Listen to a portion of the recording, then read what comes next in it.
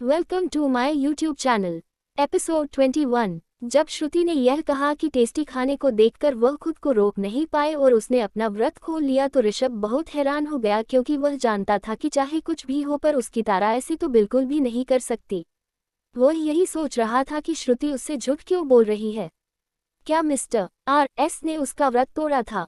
उसके मन में बहुत से सवाल थे और वह यह सब सवाल श्रुति से पूछना चाहता था, पर वह ऐसा नहीं कर सकता था क्योंकि उसे पता था कि अगर श्रुति उससे कुछ छिपा रही है तो वह चाहे कुछ भी कर ले श्रुति उसे नहीं बताएगी। वह उसे फोर्स भी नहीं कर सकता था क्योंकि वह अपनी तारा को नाराज तो बिल्कुल भी नहीं करना चाहता था। उसने सोच लिया था कि वह अपने सारे सवालों के जवाब तो जानकर ही रहेगा, चाहे उसे कुछ भी क्यों ना करना पड़े। उसने सोचा कि वह यह सब अपने तरीके से पता लगाएगा। वह अपने ख्यालों से तब बाहर आया जब उसे एहसास हुआ कि उसकी कॉफ़ी खत्म हो चुकी है। उसने श्रुति की तरफ देखा जो अपना खाली कप अपने हाथों में लेकर बैठी थी। उसने उसके हाथों से कप लिया और उठते हुए बोला, ऋषभ, अब रात बहुत हो गई है, आपको सोना चाहिए। श्रुति ने हंसते हुए जवाब दिया, श्रुति, सो आप जाए क्योंकि मुझे तो अभी अपनी पैकिंग करनी है। ऋषभ, इतनी रात को? पैकिंग सुबह कर लीजिएगा, काफ़ी रात हो गई है। श्रुति, हाँ, पर शायद सुबह टाइम ना मिले और वैसे भी मुझे ज़्यादा वक्त नहीं लगेगा काम पूरा करने में। मैं जल्दी ही सो जाऊंगी, आप चिंता ना करें, ऋषभ ने मुस्कुराकर कहा। ऋषभ, पर टाइम पर सो जाना, गुड नाइट।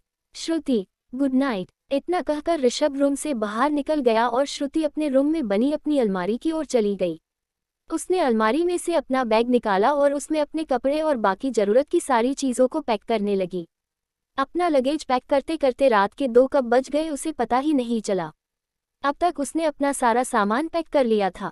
उसने अपना लगेज अपने बैग से साइड में रखा और फ्रेश होने वॉशरूम में चली गई। कुछ समय बाद वह आकर बेड पर लेट गई। लेटते ही उसे नींद आ गई। अगली सुबह मल्होत्रा मैंशन। ऋषभ तेजी से नीचे उतरते हुए आया। उसने देखा कि उसके दादी दादू हॉल में ही बैठे बातें कर रहे थे। वह उनके पास गया और उसने कहा, ऋषभ, दादी, आपने हमें उठाया क्यों नहीं? आपको पता है आज हमारी एक बहुत ही इम्पोर्टेंट मीटिंग है और हम ऑलरेडी लेट हो रहे हैं। यह तो अच्छा हुआ कि हमारी नींद खुल गई, वरना हम और लेट हो जाते। ऋषभ की बातें सुनकर दादू बोले, दादू, वह क्यों आपको उठाएगी? लाड़ो कहाँ है? रोज तो आपको लाड़ो ही उठाती है ना। ऋषभ, आपकी लाड़ो तो हमें तब उठाएगी ना जब वह खुद उठेगी। खुद तो घोड़े बेचकर सो रही है तो हमें कैसे उठाएगी? ऋषभ की बातें सुनकर दादी ने चिंता भरे लहजे में कहा, दादी, क्या वह अभी तक सो रही है? पर क्यों? उनकी तबीयत तो ठीक है ना? कल उनका व्रत था तो कहीं वह बीमार तो नहीं पड़ गई? ऋषभ, नहीं दादी, वह बीमार नहीं है, पर आप तो जानते हैं ना कि सोना और खाना यह 2 उनके सबसे फेवरेट काम है। तो बस अभी वह सो रही है। उसकी बात सुनकर दादी उसे डांटते हुए कहती है, दादी, जब आप कभी भी देर तक सोते हैं तब वह आपको कुछ कहती है नहीं ना, तो आप उनका मजाक क्यों उड़ा रहे हैं? और खबरदार, जो हमारी लाड़ों की नींद को नजर लगाई तो। अपनी दादी को श्रुति का फेवर लेते देख ऋषभ चीर जाता है। उसके और श्रुति के बीच बहुत अच्छी दोस्ती थी, पर वह हमेशा श्रुति से चीरता रहता था क्योंकि जब से वह आई थी तब उसने उसके दादी दादू को अपने साइड कर लिया था। वह बोलता है, ऋषभ, दादी, आप हमारी दादी है या उनकी? आप हमेशा उनकी ही साइड लेते हैं। उसकी ऐसी चीड़ भरी बातें सुनकर दादी और दादू हंसने लगते हैं। दादू उससे कहते हैं, दादू, बरखुरदार, आप बिल्कुल अपने पापा विक्रम जैसे हैं। वह भी ऐसे ही चीरते थे जब हम और आपकी दादी उनकी साइड न लेकर आपकी माँ दीदी को सपोर्ट करते थे। वह तो कभी कभी यह भी कहते थे कि हम उनसे प्यार ही नहीं करते, सिर्फ अपनी बहू से ही प्यार करते हैं। उनकी बात सुनकर ऋषभ कहता है, ऋषभ, बिल्कुल सही कहते थे डैड, आप हमसे भी प्यार नहीं करते, सिर्फ अपनी लाड़ों को ही करते हैं। इतना कहकर वह मुंह फुलाते हुए बाहर की तरफ जाने लगता है। दादी और दादू उसकी ऐसी हरकतों पर हंस रहे थे जिससे वह और चीर जाता है। दादी उसे जाते देख कहती है, दादी, अरे नाश्ता तो कर लीजिए। ऋषभ, हमें नहीं करना, अपनी लाड़ों को ही खिला दीजिए। इतना कहकर वह बाहर चला जाता है और दादी और दादू डाइनिंग एरिया की ओर चल देते हैं। 1 घंटे बाद एक आलीशान से रूम में बड़े से बेड पर एक लड़की आराम से सो रही थी। उसके बालों की कुछ लटें उसके चेहरे पर झूल रही थी, पर उसे इससे कोई फर्क नहीं पड़ रहा था, वह तो बहुत गहरी नींद में थी। तभी उसके साइड टेबल पर रखा उसका फ़ोन रिंग करता है, पर वह उसे पूरी तरह से इग्नोर कर देती है। इसी तरह 2 बार और फ़ोन रिंग करता है, फिर भी वह कोई ध्यान नहीं देती। जब फोन फिर से बजता है तो वह बहुत इरिटेट हो जाती है और बिना देखे फोन उठा लेती है। फोन उठाते ही सामने से कुछ सुने बिना वह बोलती है, श्रुति, हेलो, कौन है जो इतनी सुबह सुबह कॉल कर रहा है? लोग चैन से सोने भी नहीं देते। अगर दोबारा फोन किया ना तो देख लेना। इतना कहकर उसने कॉल काट दिया और वापस से सो गई। कुछ समय बाद फिर से फोन रिंग करता है। इस बार श्रुति बहुत गुस्सा हो जाती है। वह कॉल रिसीव करती है। वह अब भी नींद में ही थी पर वह कुछ बोलती उससे पहले ही सामने से आवाज आती है जिससे उसकी सारी नींद कापूर हो जाती है।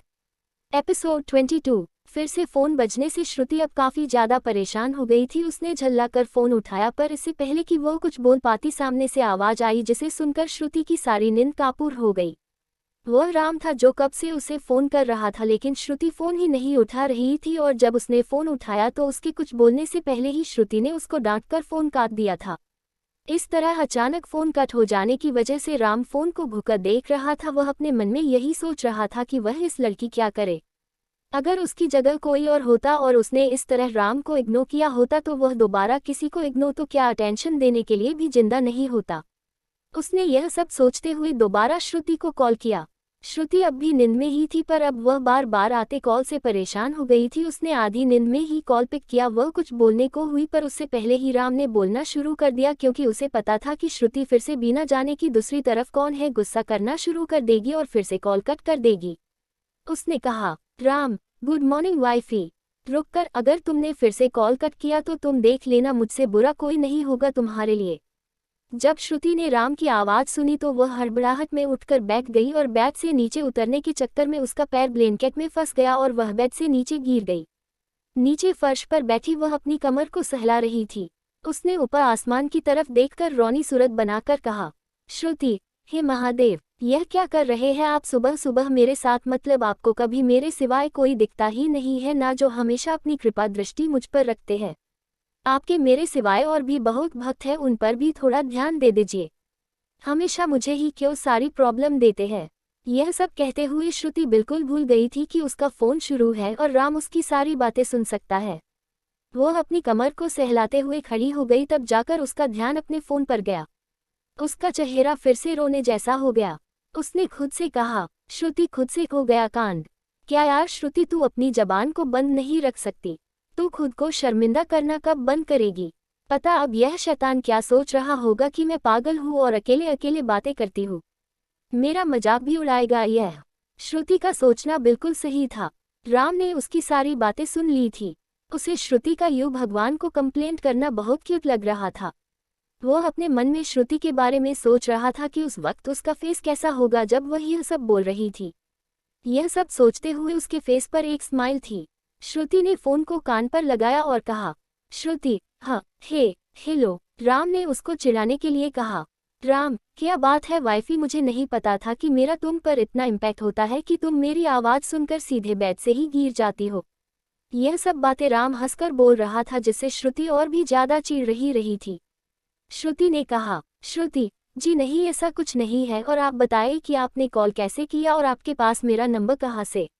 Aya, Rama, Tuma Sayada Bula Rahi Hoki Tumara Pati Nahai, Mir Lai Kuchabi Muskula Nahi Ora Apani Vifa Ka Nambara Dandana Tamir Lai Sabe Sasana Kama de Anyways Tuma Batau Tuma Thika Ho, Tumhi Kahi Kota Tanahi I Na, Tuma Jira Gai Ti Na, Sruti, Nahi Muje Kucha Nahi Wa Main Bilkala Thika Hum, Apain Kola Kyokia de Kucha Kama de Paco, Rama.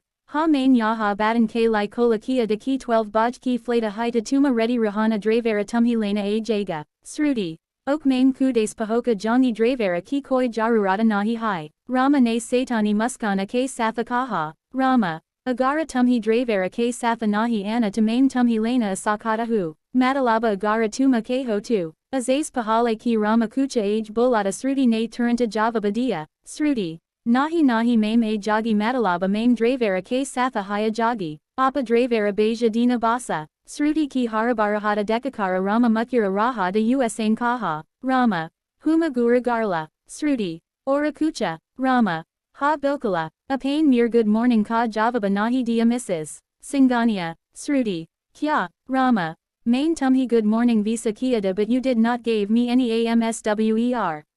So now you wish me that. Sruti. Isa morning mem isa kya good hi jo mem apako visa karu ora vase be good morning taba visa karate hi jaba apaki morning good ho ora merry morning bilkala biachi nahi hi. Kucha pala rukakara subaha mary achi kasi ninda ki benda baha di ora aba apako good morning bikahi. Mame nahi balain valley. Bilkala bi nahi. Rama. Soka lo kahi isa na ho tumhi apana chota sa disiana bari para j. Episode 23. Java Sruti Tayara Hokara Ora Apana Lagaja Lakara Nisaita Usain Deka Daddy Dadu Living a Ruma Mem Sof Para Baith Bait Kara Rahida. Vaha Bi Usa Ora Kali Gai. Usain Jakara Daddy Dadu K Para Chu Ora Unhe Good Morning Visakia. Daddy Dadu Ne Bi Use Good Morning Visakia. Sruti Ne Unays Kaha. Sruti. Daddy Dadu Mame Ya Rahi Hu Isaka Matalaba Yaha Bilkala Nahi Hai Ki Apadono Kuda K Satha Laparavahi Kara Sakat Hai. Bilkala Bi Nahi. Apadono Tema Para Soj, Tema Para Uthaj, Apani Xarsija Carriage, Tema Para Kana Cage Ora Apani Devibi Tema Para Lenje, Agara Mujay Patakala Ki Apadono Kuda Ka Diana Nahi Raka Rehi Hitamame Vapasa Jangi, Usaki Isa Taraha Ki Piara Bari Damakio Ko Suna Kara Daddy Dadu Mukura Nalagate Hai, Dadu USA's Kahat Hai, Dadu, R. Apa Bilkala Bi Sintamata Kiji Hama Apana Pura Kyala Rakanj Ora Apaki Daddy Ka Bi. Apa basa jaldi se apana kama katma karakara vapasa jana, sruti. G dadu para mame vapasa tataba alni na jaba jagi isali aba mame kalatihu. Vaha jane ko we tabi daddy ne uzako rokate yu kaha, daddy. Aka manita ruki hama abi 8 high. Atana kahakara daddy kajana ki tarafa kali gai ora kucha samaya bada vaha apane hatha mem aka baula lakara bahara I. Unha apane hatha mem baula lakara ada deka dadu ora sruti ne aka duser ki tarafa deka ora mukura di kyonki sayada unha patakala kuka de ki usa baula mame kyaho sakata hai. Java daddy unak pasa I sruti ne unaki tarafa dekakara bako jaisi sakla banakara kaha. Sruti. Daddy. Vaha isake age kucha bulati USA's pahale hi daddy ne usaki bata ko bika mem katata hu kaha. Daddy. Haha pata hai ki apa kya kahengi yahi na ki isa dahi sakara se kucha nahi hoda. Agara eyes kane se hi saba kama hot to loga atani mehanata kyo karati. Apaka ora arsaba dono ka yahi dialoga hoda he jaba bi hama dahi sakara lakara 8 hi taba. Kucha pala rukakara unhon firas kaha. Daddy.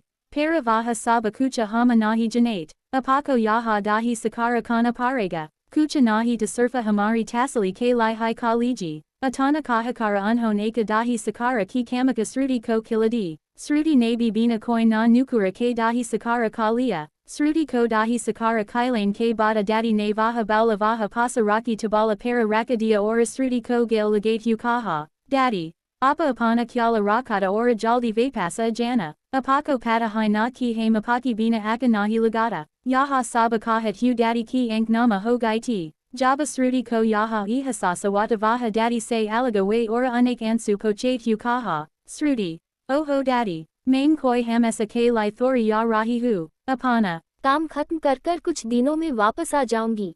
आप रोइए मत please. दादी, आपका कोई भरोसा थोड़ी ही है, अगर आप हमेशा के लिए वहां रुक गई तो हम क्या करेंगे यहाँ आपके बिना। दादी की बात सुनकर श्रुति को राम की कही गई कल रात की बात याद आ गई, जब उसने कहा था कि अब तो उन्हें हमेशा साथ ही रहना है। यह याद आते ही श्रुति ने अपने में ही खोए हुए कहा, श्रुति, नहीं दादी, ऐसा कभी नहीं होगा। कोई चाहे कुछ भी कर ले, मैं वहां नहीं रुकूंगी। उसको ऐसे खुद में खोए देखकर दादी ने कहा, दादी, कौन क्या करेगा? किसकी बात कर रही है आप? दादी की आवाज सुनकर श्रुति अपने ख्यालों से बाहर आई और उसने मुस्कुराते हुए कहा, श्रुति, कुछ नहीं दादी, बस ऐसे ही। वह लोग बातें कर ही रहे थे जब उन्हें बाहर से कार के हॉर्न की आवाज सुनाई दी। यह सुनकर श्रुति को याद आया कि राम उसके लिए कार भेजने वाला था। उसने दादी दादू की तरफ देखते हुए कहा, श्रुति, दादी दादू, अब मैं चलती हूँ। इतना कहकर वह अपना लगेज लेकर बाहर आई तो उसने देखा बाहर ड्राइवर कार से बाहर खड़ा था। वह उस ओर चली गई। ड्राइवर ने उसके हाथ से लगेज लेकर कार की डिक्की में रखा और श्रुति के लिए कार का डोर खोला। श्रुति एक बार फिर दादी दादू के गले मिली, उन्हें बाय कहा और कार में बैठ गई। श्रुति के कार में बैठते ही ड्राइवर भी ड्राइविंग सीट पर बैठ गया और उसने कार को एयरपोर्ट की ओर दौड़ा दी। कार में बैठते ही श्रुति ने अपना फोन निकाला और उसे चलाने लगी। उसका ध्यान रास्ते पर बिल्कुल नहीं था, उसे रास्ते याद भी नहीं रहते थे। श्रुति को कार में बैठे हुए मुश्किल से 10 मिनट ही हुए होंगे कि ड्राइवर ने अचानक से कार रोक दी। कार को रुका हुआ देखकर श्रुति ने अपनी नजरों को ऊपर उठाकर देखा तो वह चौंक गई। यह एक सुनसान सड़क थी जहां कार खड़ी थी। सड़क पर न तो कोई कार क्रॉस हो रही थी और न ही कोई इंसान दिख रहा था। श्रुति ड्राइवर को कुछ बोलने को हुई कि उसकी ओर का डोर खुला। उसने उस ओर देखा तो वह फिर से शॉक्ड हो गई। बाहर एक बॉडीगार्ड खड़ा था। श्रुति उसे जानती थी क्योंकि उसने कल उसे राम के विला पर देखा था। उसने पूछा, एपिसोड 24। जब फोन के दूसरी तरफ से यह आवाज आई कि क्या तुमने मेरा नंबर सेव नहीं किया, तब श्रुति ने कंफ्यूजन में पूछा। श्रुति, जी। दूसरी तरफ से जवाब आया, जी नहीं हब्बी, हब्बी नाम से सेव करना है तुम्हें मेरा नंबर। यह बात सुनकर श्रुति चौंक गई और उसे समझने एक पल भी नहीं लगा कि वह कौन था। हाँ, यह राम था जिसने अपने बॉडीगार्ड को श्रुति को लाने के लिए भेजा था। उसकी बात सुनकर श्रुति ने पूछा, श्रुति, आप यहाँ क्या कर रहे हैं? राम ने उसके सवाल को इग्नोर किया और उसे ऑर्डर देने वाले लहजे में कहा, राम, बॉडीगार्ड के साथ आओ। श्रुति, क्या मतलब, और आपने मुझे कॉल क्यों की है? राम, पीछे देखो। राम के कहने पर जब श्रुति पीछे मुड़ी तो पीछे एक ब्लैक कलर की आलीशान कार खड़ी थी जिसका नंबर प्लेट बहुत ही अजीब सा था।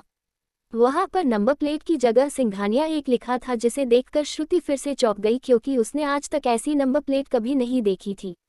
राम का पूरे एशिया में बहुत बड़ा नाम था।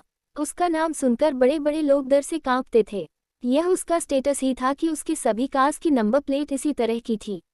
ऐसी उसके पास 50 से भी ज्यादा कार्स थी।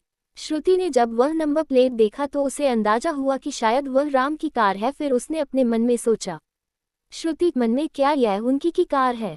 पर वह यहाँ क्यों आए हैं? वह कुछ कहती इससे पहले ही राम की आवाज आई, राम, कार से बाहर निकलो और उस कार में आओ, मैं तुम्हारा इंतजार कर रहा हूँ। राम की यह बात सुनकर उसे कन्फर्म हो गया कि यह राम की कार है और वह इस वक्त उसी में है। उसने कहा, श्रुति, आप यहाँ क्या कर रहे हैं? मैंने कहा था ना कि मैं आ जाऊंगी। आपको आने की कोई जरूरत नहीं है, फिर आप क्यों आए? राम, तुम यहाँ आओ, फिर मैं तुम्हें बताता हूँ कि मैं यहाँ क्यों आया। उसकी बातों से अब श्रुति चीर गई थी। उसने कहा, श्रुति, जी नहीं, मैं वहाँ नहीं आने वाली, समझे आप? Ram, are you sure? I mean, is your decision final? Shruti, yes, I am very sure and my decision is 100% finale. Do you get that I will not come there in any cost? उसने अपनी बातों को आगे बढ़ाते हुए कहा, श्रुति, देखिए, आप हमेशा अपनी मर्जी नहीं चला सकते। आप जाए, मैं खुद से आ जाऊंगी। वह आगे कुछ कहती उससे पहले ही कॉल कट होने की आवाज आई। यह आवाज सुनकर श्रुति ने फोन को घुरा और बोली, श्रुति, काट दिया, हाउ रूड। इतना कहकर वह अपने पर्स की तरफ मुड़ी जो उसके राइट साइड में था। उसने अपना फोन पर्स में रखा। वह अपने पर्स को लॉक कर ही रही थी कि जब किसी ने उसे उसकी कमर पकड़कर खुले हुए डोर की तरफ खींचा। अचानक हुए इस हादसे से श्रुति डर गई। उसके मुंह से एक चीख निकल गई और उसने अपनी आंखें कसकर बंद कर दी। कुछ पल बाद जब उसे यह एहसास हुआ कि वह किसी की मजबूत बाहों में झूल रही है, तब उसने अपनी आंखें खोली और सामने खड़े इंसान को देखा। अपने सामने राम को देखकर उसने एक राहत की सांस ली, पर तब उसे याद आया कि यह वही इंसान है जिसने अभी अभी उसकी जान निकाल दी थी। उसे राम की इस हरकत पर बहुत गुस्सा आया और उसने चिल्लाकर कहा, श्रुति, यह कैसी बेहुदा हरकत है? आपकी हिम्मत कैसे हुई मेरे साथ ऐसा करने की? छोड़िए, मुझे नीचे उतारिए। राम ने श्रुति की किसी भी बात पर ध्यान नहीं दिया और वह वैसे ही श्रुति को अपनी बाहों में लिए खड़ा रहा। जब श्रुति ने यह देखा कि वह उसकी बात पर ध्यान नहीं दे रहा है तो वह उसकी बाहों से नीचे उतरने के लिए अपने हाथ पैर चलाने लगी, पर श्रुति के लिए राम की बाहों से छूट पाना मुश्किल ही नहीं नामुमकिन था। उसे राम पर और अपनी बेबसी पर बहुत गुस्सा आ रहा था। जब श्रुति अपने हाथ पैर चलाते चलाते थक गई तब वह रुक गई और उसने अपने गुस्से से लाल चेहरे के साथ राम को देखा जो उसे ही देख रहा था। राम ने उससे कहा, राम, क्या हुआ, इतने में थक गई? श्रुति ने उसकी इस बात का कोई जवाब नहीं दिया और अपना चेहरा दूसरी तरफ फैल लिया। अब वह उस कार की तरफ देख रही थी जिसमें वह यहाँ तक आई थी। जब राम ने उसे यूं खुद को इग्नोर कर कार की तरफ देखता पाया तो उसने भी अपनी तीखी नजरों से कार को देखा।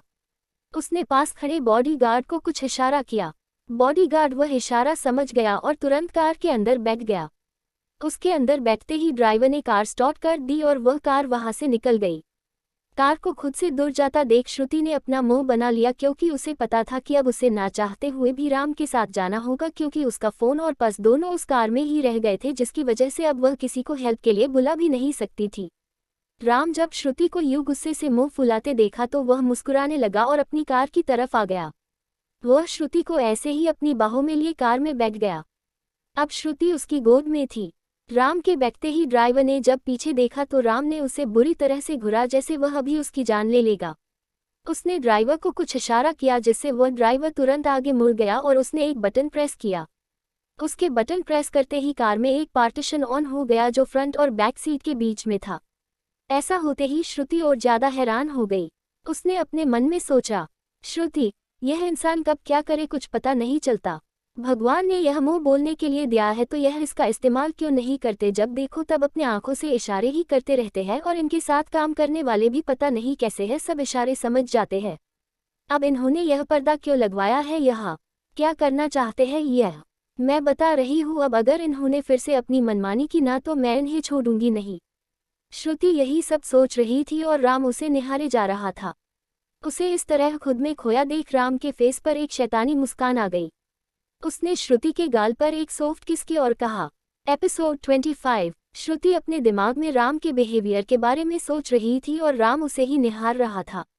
श्रुति को यूं अपने में ही खोया देखकर राम के फेस पर एक शैतानी मुस्कान आ गई।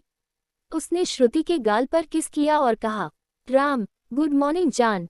श्रुति अपने में ही खोई हुई थी। उसने राम की बातों पर ज्यादा ध्यान नहीं दिया और कहा, श्रुति, गुड मॉर्निंग। वह इसके आगे कुछ कहती उससे पहले ही उसे एहसास हुआ कि वह अभी अभी क्या कहने जा रही थी।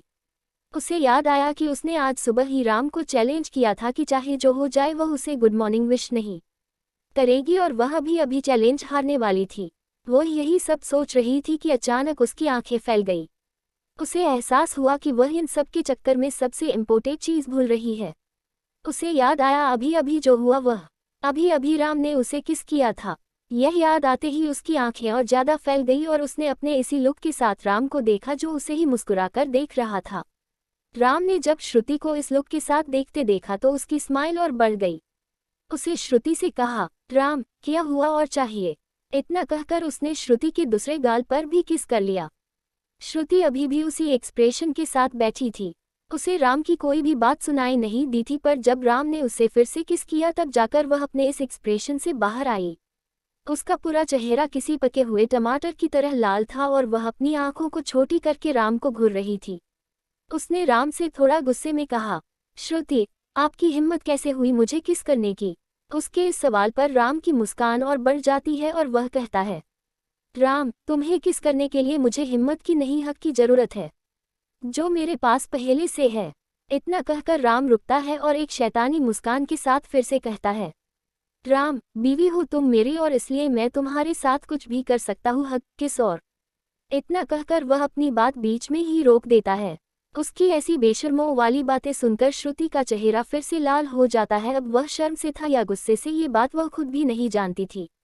वह कुछ कहती उससे पहले ही राम उसे अपने बहुत पास कर लेता है। अब उनका चेहरा एक दूसरे के बेहद करीब था, स्पेशली उनके लिप्स। वह इतने करीब थे कि अगर राम उसे किस करना चाहे तो वह बहुत ही एफर्टलेसली उसे किस कर सकता था। उसने कहा, राम, बीवी तुमने मेरी गुड मॉर्निंग का जवाब नहीं दिया। यह कहते हुए वह एकटक श्रुति के पतले और गुलाबी होठों को ही देख रहा था, जैसे यह उसकी एक वार्निंग हो कि अगर तुमने उसे बोलकर विश नहीं किया तो वह अपना गुड मॉर्निंग दूसरी तरह ले लेगा। श्रुति ने एक पिंक कलर की लॉन्ग कुर्ती पहनी थी जिसमें उसकी कमर से बीच में एक कट था। उस कट की वजह से उसका पतला और गोरा पेट साफ दिख रहा था। इस वक्त राम के हाथ उसकी कुर्ती के अंदर से उसकी कमर को सहला रहे थे। यह पहली बार था जब वह किसी लड़के के इतने करीब हो।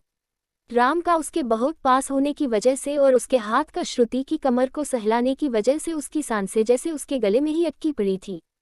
उसके रोंगटे खड़े हो रहे थे राम के हर एक छुअन के साथ। राम श्रुति के शरीर में अपने टच से हो रही हर एक हलचल को देख रहा था।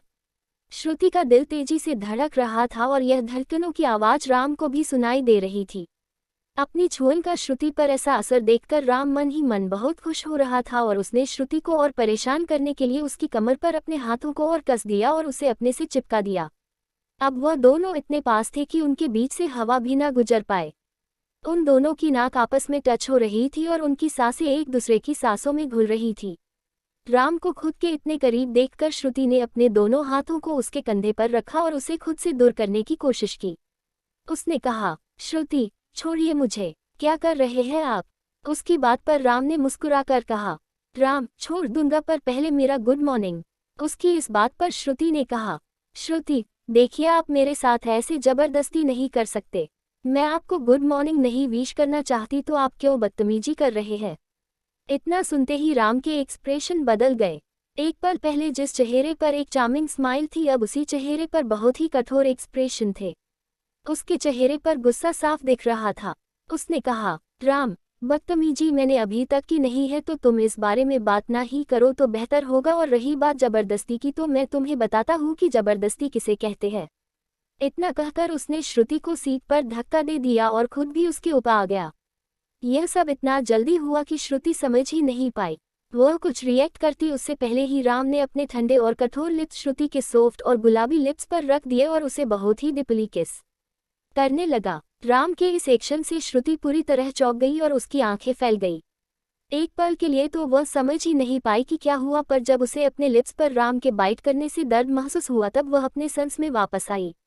राम उसे बहुत ही पैशन के साथ उसे किस कर रहा था। यह उनकी पहली किस थी, पर इस किस में प्यार से ज्यादा गुस्सा था। राम उसे बहुत ही रफली किस कर रहा था और बीच बीच में उसके होठों को काट भी रहा था। ऐसा लग रहा था जैसे वह अपना सारा गुस्सा उस पर निकाल रहा हो। श्रुति जब अपनी सेंस में वापस आई तब उसने राम को खुद से दूर करने के लिए अपने हाथों को राम के कंधे पर रखा और उसे दूर धक्का देने लगी, पर राम की स्ट्रेंथ उससे ज्यादा थी जिसकी वजह से वह हिला भी नहीं।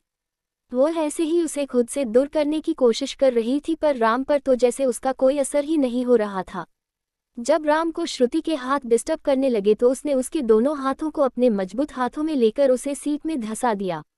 लगभग 10 मिनट बाद जब राम को एहसास हुआ कि श्रुति को सांस लेने में तकलीफ हो रही है तब जाकर उसने उसे छोड़ा। Thank for watching and subscribe comment.